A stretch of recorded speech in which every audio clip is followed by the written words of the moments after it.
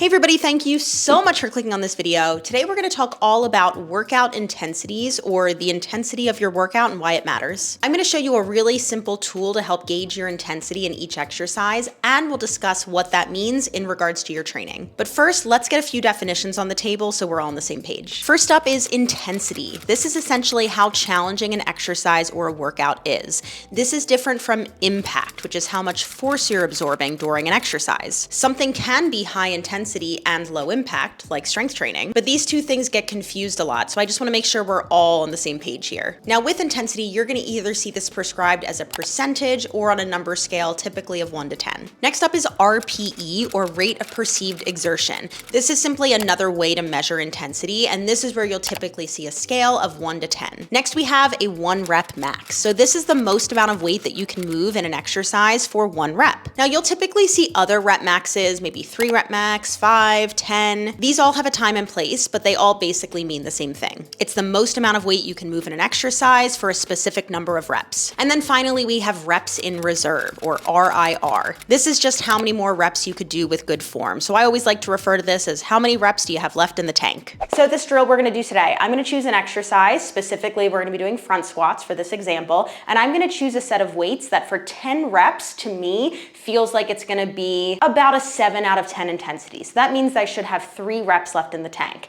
Now, I'm not going to stop at 10 reps. I am going to go to failure. So whatever number I hit, that is going to tell me what the actual intensity was. So for instance, I'm going to be working with 30s, and if those 30s, I can go past 10 reps more than 3. So if I hit more than 13 reps, that is not my 7 out of 10 working range, okay?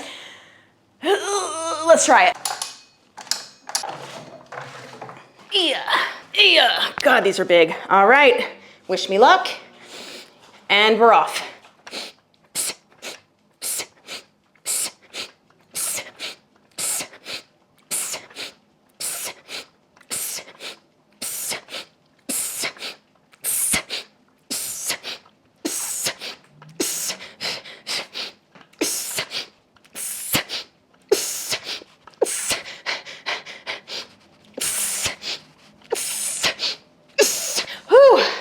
Oh my God, that was 21. Oh boy, that was hard. I need a sec. Okay, well that's what going to failure should look and sound like. Okay.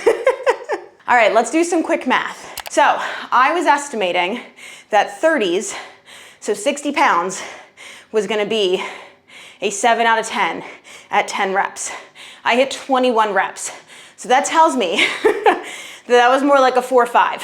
And then going to 21 reps was like a 10. Great. So like we already talked about, do you need to be going to that level of intensity every single time? No. This is a tool. This is a tool for you to actually gauge what is my intensity. Because look, even still like a 4 or 5 out of 10, it's gonna feel uncomfortable. Strength training is not going to tickle, right? You're going to be getting into these uncomfortable ranges of motion under a certain amount of load, and everything in your body, if it's working correctly, is gonna be going stop, stop, stop, stop. So that's exactly correct on how your body should be responding. We're trying to overcome that very natural instinct, okay? So again, if you are somebody who's newer to strength training, or if you're a coach and you're working with a client who's a little bit newer, this is a great way to gauge intensity and really get them to understand whatever intensity you're prescribing, 6, 7, 8, 9 out of 10 actually feels like. So hopefully that helps. Let's get back into the rest of the video. So let's talk about why you would vary your intensity across workouts, or even across different exercises within one workout. We'll start with looking at an entire workout. I get asked all the time, why would I work to 70 or 80% intensity when I could work to 100% effort, empty the tank every single time I do my workouts? So 100% or a 10 out of 10 intensity means that you went to failure, like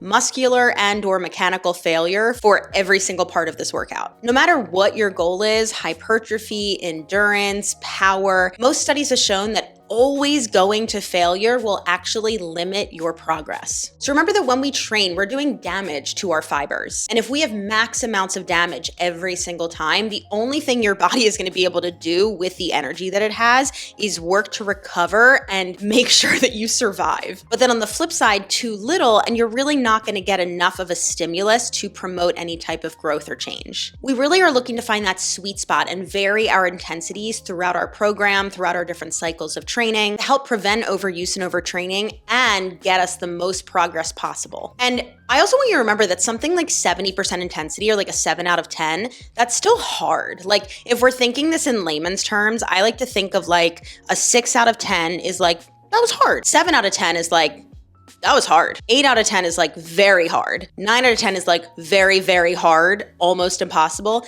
10 out of 10 is I emptied the tank. I'm gonna need like a week off from training, okay? And the way that this typically like clicks with people is if I compare it to running. You know, if you've ever trained for a race, you'll know that a huge part of your training isn't at race pace. It's actually gonna be under race pace because we wanna build that base. And the same concept applies to strength training. If you're going to 10 out of 10 every single time, that would be like if you went out for a run and you tried to run as fast as you possibly could every single time. You were sprinting for every single time that you were running. So when you put it like that, like, yeah, obviously you would burn out really quickly. You'd probably get injured, whether it's through overuse or poor form in something. And that's what we're trying to avoid. We want to vary our intensities to get the best result possible toward whatever your goal is at the end of the day. Now, let's talk about individual exercises within a workout. I would say that in general, like accessory work, so something like bicep curls, overhead tricep extensions, and also machine work, so something like maybe a leg extension machine or a leg curl machine. These are going to be programmed a little bit higher intensity or closer to failure simply because they are just way more stable. With machines, it's very stable. You're kind of put in a fixed position. With a lot of accessory exercises, you're typically not moving as many joints, so there's just less risk of injury because there's less stability involved. Obviously, an accessory exercise like a lunge is a little bit different from a bicep curl, but you get what I'm saying, right? So exercises like that, if it's super stable or if it's more single joint, we're typically going to program this a little bit higher intensity, a little bit closer to failure. And then those bigger multi-joint compound lifts, that's where we're typically going to vary the intensity a little bit more strategically to get you up to whatever your specific goal is. Now, with that in mind, let's look at an example of something that I typically do with a lot of my general population clients in terms of programming intensity. So no matter how long our training block is, whether it's 4 weeks, 8 weeks, or 12 weeks, we're going to use week 1 as more of a testing week or setting the baseline. So in our big lifts, I want to make sure that I'm identifying a few different intensities at a few different weight ranges. So this would typically be for something like a squat or a deadlift or a chest press. Again, a big lift. First time through with the exercise, we're going to use a warm-up weight. So this is going to be about 50% intensity, so about 5+ reps in reserve. Then we're going to work into finding a few other intensities as well. And depending on the person, depending on the program, I might program this different ways, but let's just say for this example, we have 3 more sets to get through. Set number 2, we're going to work for 70% intensity, which means we have 3 reps in reserve. Set number 3, 80% intensity, which means 2 reps in reserve. And set 4, 90% intensity, so 1 rep in reserve. I typically don't test 1 rep maxes with my clients because again, most of my clients are general population and that can be kind of a scary thing for people.